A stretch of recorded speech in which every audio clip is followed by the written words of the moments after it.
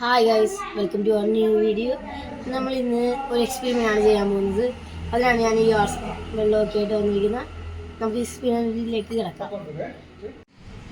ഈ മഞ്ഞപ്പൊടി ഉണ്ട്, അത് ഞാൻ ഈ വെള്ളത്തിലോട്ട് ഇടാൻ പോവുകയാണ്.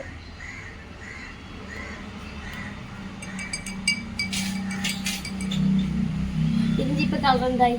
മഞ്ഞ കളർ. കാരണം അതിലൊരു കർക്യുമിൻ എന്നൊരു കോമ്പൗണ്ട് ഉണ്ട്. ഈ കോമ്പൗണ്ട് ന്യൂട്രലിലും ആസിഡിക് എൻവയോൺമെൻറ്റിലും മഞ്ഞ നിറമായിരിക്കും. ഇനി നമുക്ക് അതിനകത്ത് ആൽക്കലി ചേർത്ത് നോക്കിയാലോ. ഇതിനെ നമുക്കിനി ആൽക്കലിനാക്കാനായിട്ട് ബേക്കിംഗ് സോഡ ഇടാം.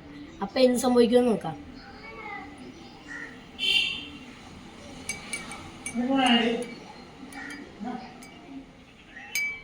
ഇതിനിപ്പോൾ റെഡിഷ് ബ്രൗൺ കളറായില്ലേ, അത് ഈ ആൽക്കലി നേച്ചർ കൊണ്ടാണ്.